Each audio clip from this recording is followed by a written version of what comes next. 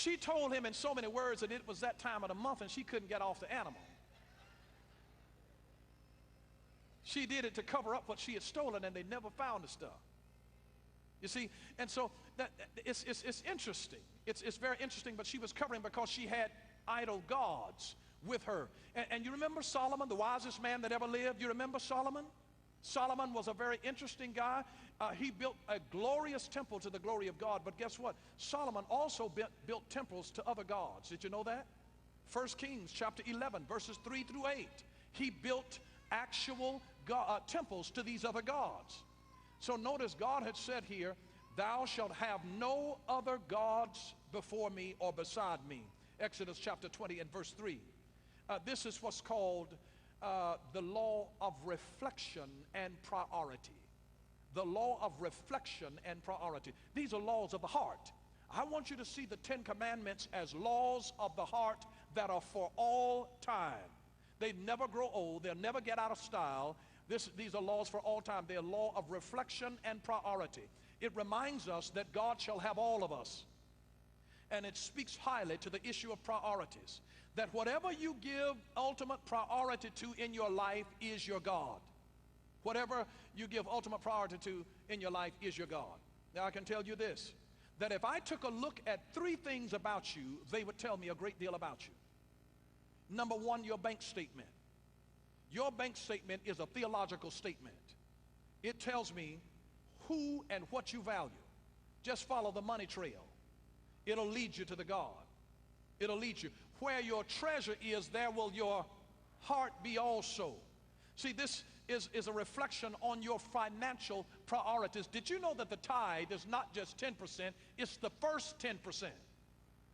It's assigning a priority to the things of God, to say, God, I honor you.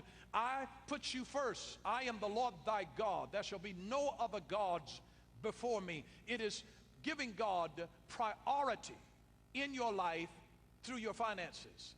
So you show me a person's bank statement, I can show you where their God is if you just check their bank statement. Follow the money trail. Follow the money trail. Secondly, if I check your calendar, that is, that tells me how and where you spend your time. How and where you spend your time. God not only wants quantity time, he wants quality time and quantity time. And see, when people get wrapped up into themselves, ego, say ego. Ego stands for edging God out. It's amazing how we edge God out of our lives, how we edge him out of our priorities, how we edge him out of our schedule, that we don't have time. And by the time we try to give him a little leftover time, then we're sleepy, trying to read our Bibles, and then we say the devil. Because you're drowsy and you got wandering thoughts and then you got interruptions and all of this kind of thing.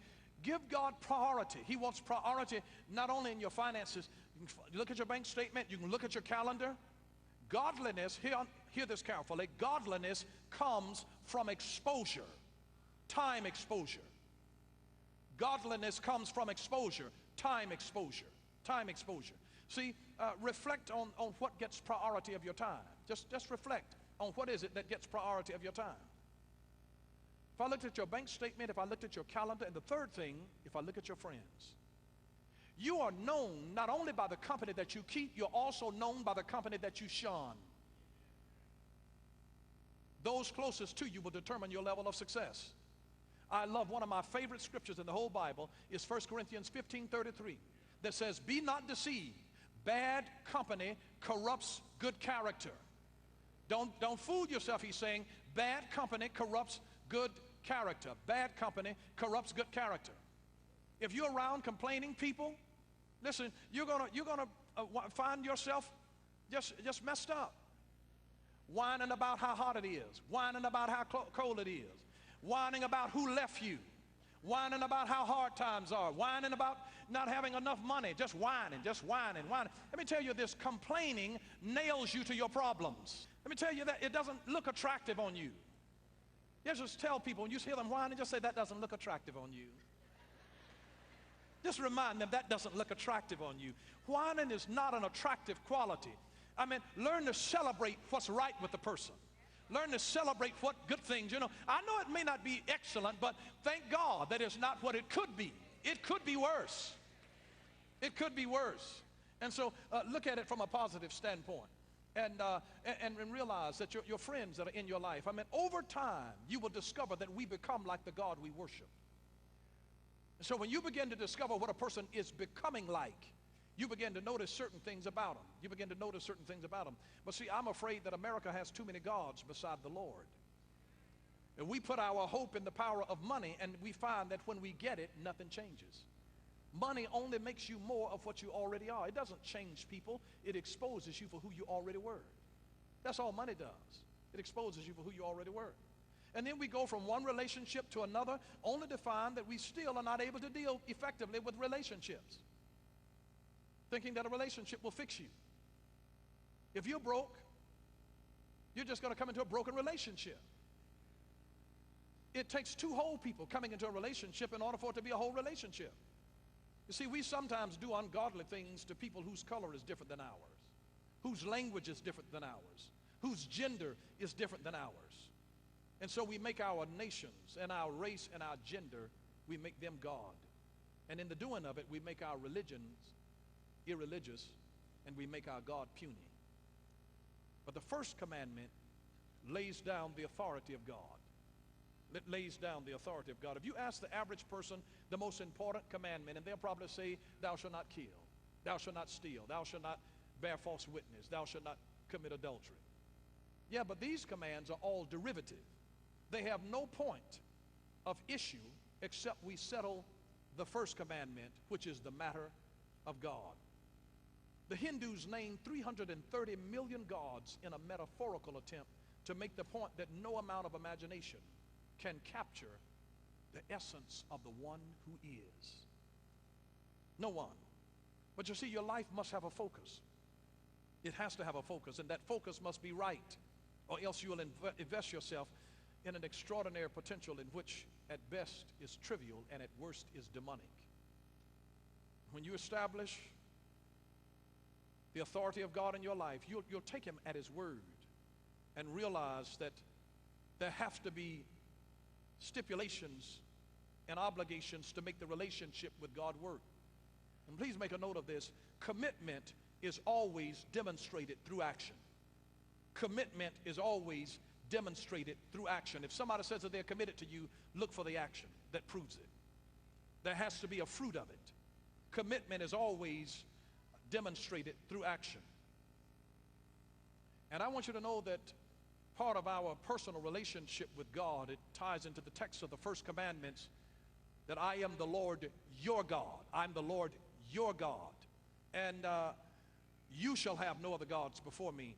The Hebrew, unlike the English, distinguishes between the singular and the plural forms of address. And so the you here is not a collective southern y'all, but rather it is the singular personal you. So although the law is given to all of the people there at Mount Sinai, it is addressed to each individual and all of the subsequent generations individually. So God leaves no question as to whom he's talking. And this tangible presence of God can be looked at like the radio signals that are going through this auditorium right now. And the only reason that we don't hear what's on the radio now is because we don't have a radio here with us and have it turned on.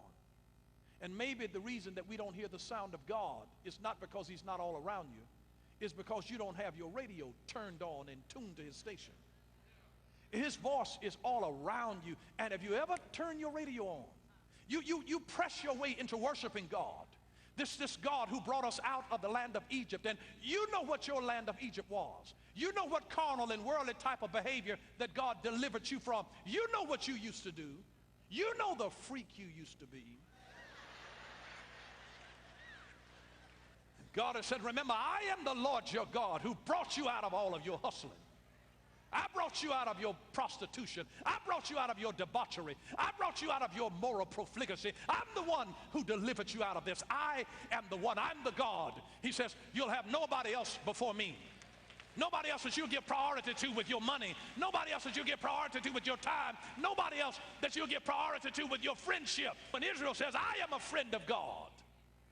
It'll remind you that that comes out of a covenant relationship that we have with God. You ought to fall in love with God. And I'm telling you, when you really fall in love with him, there's something that your love will constrain you to do. And so God's law is that same way in your law. And you will discover that the Jews understand it, that the more that you obey God's law, the consequence of that is that you will obey another law. And then the consequence of sin is that when you break the law, that you break another commandment.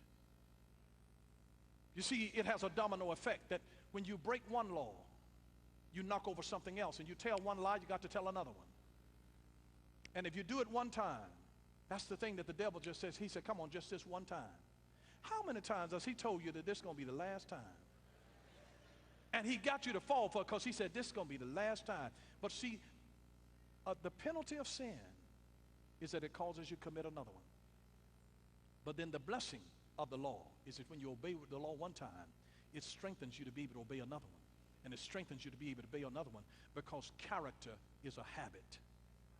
It is a habit. It is who you are genuinely on the inside. And it brings us into this wonderful position with God to say, God, that because I have fallen in love with you, now remember that the Lord, our God, is one. Hold up one finger. The Lord our God, he's one. I'm the God who brought thee up out of the land of Egypt and out of the house of bondage.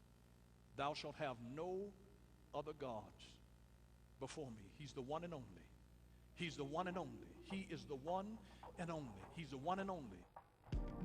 Thank you for watching Power for Living with Bishop Dale C.Bronner. Until next time, God bless you.